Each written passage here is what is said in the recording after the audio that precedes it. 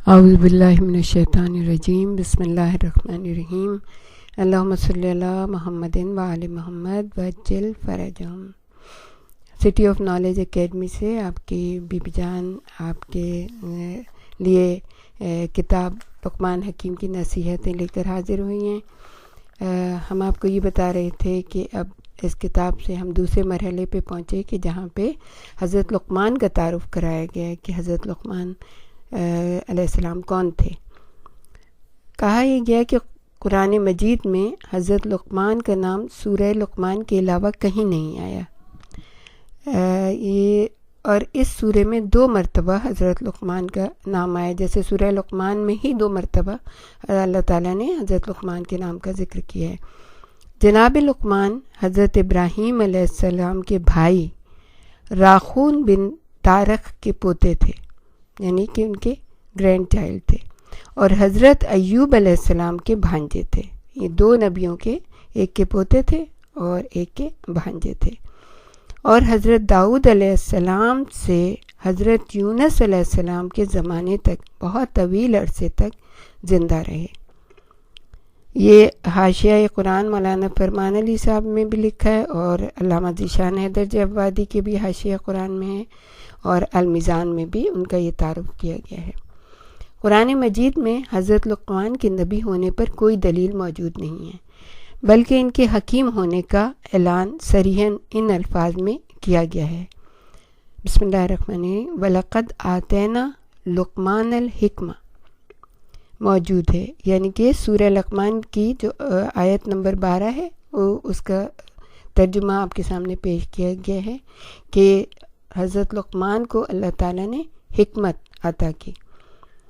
بس اس آیت کریمہ کی روشنی میں ہم یہ کہہ سکتے ہیں کہ جناب لقمان پیغمبر نہیں تھے، بلکہ ایک سلجھے ہوئے سنجیدہ اور مہذب انسان تھے جو ہوائے نفس کے میدان میں کامیاب ہے، یعنی کہ انہوں نے اپنے نفس کے اوپر قابو پا لیا تھا۔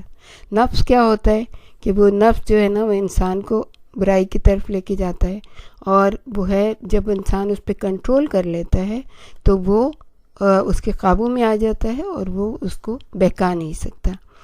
تو خدا نے ان کے دل پر علم و حکمت کے چشمے جاری کر دیے تھے، یعنی اتنا انہوں نے اپنے اوپر کنٹرول کر لیا تھا کہ اللہ تعالیٰ نے ان کو، اور وہ دیتا ہی علم و حکمت اس کو ہے جو کہ اپنے نفس کے اوپر کنٹرول کر لیتا ہے۔ حضرت لقمان کے حکیم ہونے پر ایک اور دلیل یہ ہے کہ معتبر سند کے ساتھ حضرت امام جعفر صادق علیہ السلام سے منقول ہے، اللہم صلی علی محمد وآل محمد، کہ حضرت نے فرمایا، میں خدا کی قسم کھا کر کہتا ہوں کہ خدا نے حضرت لقمان کو ان کے حسب نسب، مال یا بہت توانا جسم ہونے کی وجہ سے یا ان کے حسن و جمال کے سبب سے حکمت عطا نہیں کی تھی، بلکہ وہ خدا کی فرما برداری میں مستحکم اور اس کی نافرمانی سے پرہیز کرنے والے تھے۔ وہ ایک مرد خاموش تھے، کلام حکمت کے سوا گفتگو نہ کرتے تھے، نہایت مطمئن دل والے، نہایت غور و فکر کرنے والے تھے۔ ان کی نگاہیں عبرت حاصل کرنے میں بہت تیز تھیں، دوسروں کی نصیحت سے وہ مستغنا تھے، دن میں کبھی نہیں سوتے تھے۔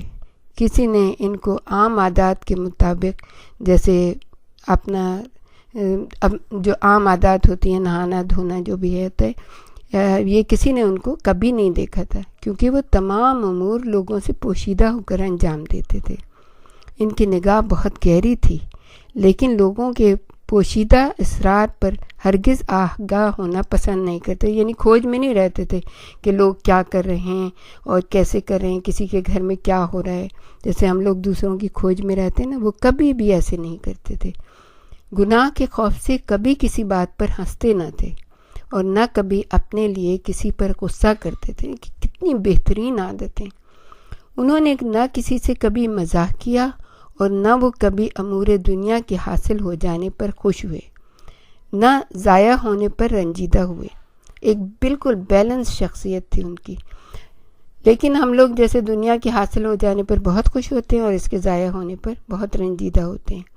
ہمیں اپنی زندگی میں حضرت لقمان سے کم از کم کچھ نہ کچھ سیکھ لینا چاہیے۔ انہوں نے شادیاں بھی کیں اور آپ کی بہت سی اولادیں بھی ہوئیں۔ ان میں سے اکثر بچے مر گئے، نہ ان کی بچوں کی زیادتی پر اترائے، نہ کسی کے مر جانے پر بہت زیادہ شور و گل کیا، رونا پیٹنا کیا۔ وہ ہرگز دو اشخاص کو لڑتے جھگڑتے دیکھ کر ان سے علیحدہ نہ ہوئے جب تک ان میں مصالحت اور میل ملاپ نہ کر دیتے، اور وہ لڑنے والے ایک دوسرے سے الگ نہ ہو جاتے۔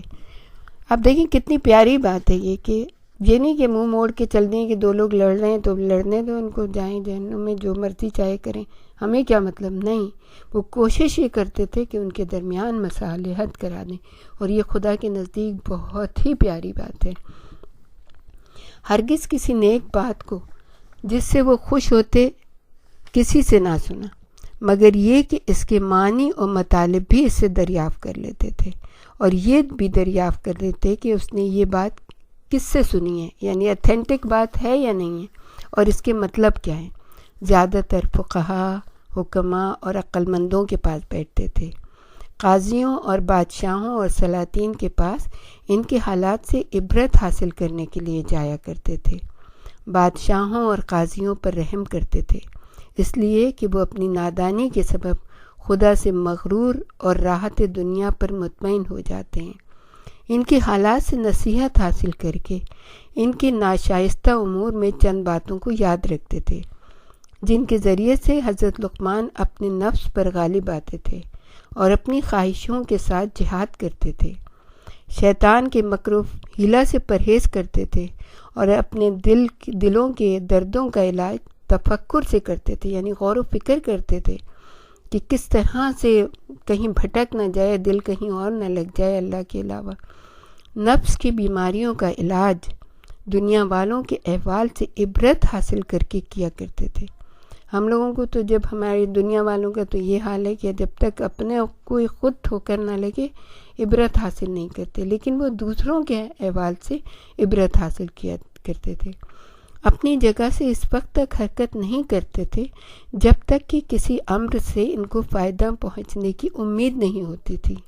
انہی وجوہات کی وجہ سے پروردگار عالم نے انہیں اپنی حکمتیں عطا کیں اور انہیں گناہوں سے دور رکھا، یعنی وہ خود بھی گناہوں سے دور رہتے تھے، اتنی جب وہ کوشش کرتے تھے تو اللہ تعالیٰ نے بھی ان کو گناہوں سے دور رکھا۔ اور یہ جو کتاب جہاں سے یہ لیا گیا ہے، یہ حیات القلوب، بڑی مشہور کتاب ہے حیات القلوب، اور وہاں سے اور المیزان سے اس کو آپ کے سامنے پیش کیا گیا ہے۔ ہمارے ساتھ ہی رہیے گا، ہم آپ کو یہ بتائیں گے کہ حضرت لقمان کے حکیم ہونے پر ایک اور دلیل کون سی ہے۔